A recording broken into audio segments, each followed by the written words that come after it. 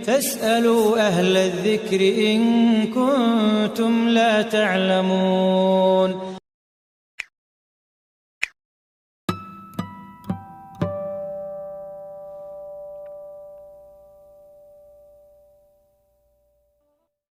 Yang saya ngajikan itu baik, yang dapat pahala yang terkenalkan itu. Karena mereka sudah tidak bisa dapat pahala lewat alimnya, ya sudah nge-share saja.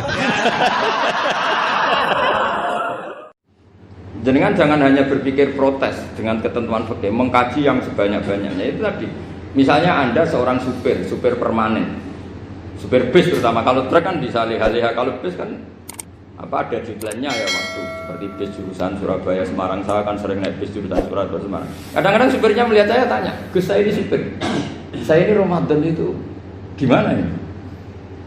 Ya saya sudah ngerti setengah nakal, dan senengnya dijawab rasa poso ya saya tahu. Tapi masalahnya secara fikih kalau kamu mengatakan kamu harus puasa terus, kamu melanggar konstitusi ilmu. Memang musafir punya diskon? Boleh? Tidak puasa. Pertanyaannya, bayarnya kapan? Wong Syawal ya nyupir lagi, Dzulqa'dah nyupir lagi, nanti sampai Ramadan ya. Lah terus, ya pas kamu cuti, biasanya cutinya pas sakit, boleh diskon lagi karena sakit. Coba. Nggak, andai kan Anda jadi ahli fikih milih zaman. Lo kalau orangnya soleh terus kayak ustadz di sini kayak dosen UI kan, masa dosen UI Universitas Islam nggak Islami kan nggak mungkin. Mungkin memilih poso kan. Masalahnya ini kan hukum untuk orang kebanyakan, nggak boleh hukum mosok gak kuat. Sahur jam 3:30 ngombe vitamin pokoknya harus kuat.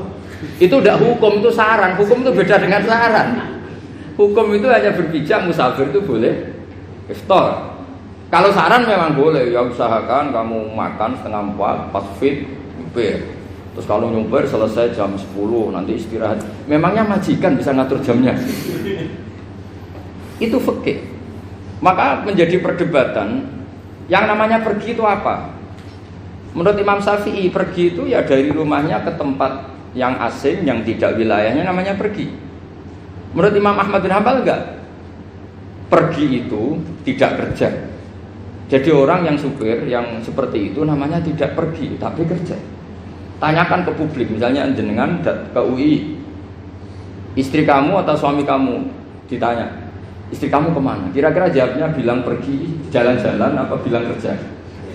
Kerja. Makanya kata Imam Ahmad bin Hanbal, mudi mustafar atau orang yang berprofesi, yang profesinya memang harus pergi, kayak traveling atau supir, maka itu namanya tidak pergi, namanya itu kerja. Karena apa? Sekali distatuskan pergi, maka ikut status yang dikatakan Allah dan Rasul dapat diskon boleh tidak puasa. Maka terus kita debat tentang definisi. Nah definisi ini penting, karena yang menjadikan hukum rubah itu definisi. Misalnya gini, mbak ini ngaji saya, statusnya kalau pakai status saya ajnabi, orang lain babak ajnabiyah, maka hukumnya saya melihat babak ini haram karena statusnya ajnabi melihat ajnabiyah yang tidak mahram. Tapi kalau di fikih itu ada statusnya. Di antara lelaki boleh muwajahah sama perempuan adalah 1 untuk belajar, 2 untuk muamalah, 3 untuk kesaksian, 4 untuk pengobatan. Itu kan ada pengecualian. Sehingga statusnya sekarang Mbak itu belajar, apa ingin melihat Gus Bah atau Gus Bah itu mengajar atau ingin melihat Mbak? Itu statusnya bisa rubah. Makanya kalau sebetulnya kalau kita marung di warung misalnya Padang, kita nggak pilah-pilah, kebetulan pelayannya perempuan itu masih bisa dikhilas secara fikih. Saya muamalah marung, cuma kebetulan penjaganya. Tapi masalahnya Pak ini punya daftar penjaga yang cantik, itu yang masalahnya. Maka pertanyaannya itu marung ke situ demi marung. Apa demi melihat? Tidak jawab saja. Demi marung apa demi melihat?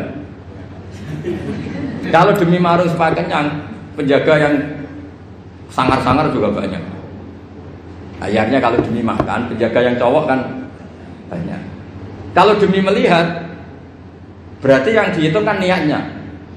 Berarti karena muamalah apa karena melihat? Melihat. Itu status. Jadi makanya kalau mudi musafar itu namanya orang pergi atau orang kerja? Orang kerja. Maka menurut pikirannya Imam Ahmad bin Hanbal seperti itu harus puasa. Karena dia adalah pekerja, bukan musafir.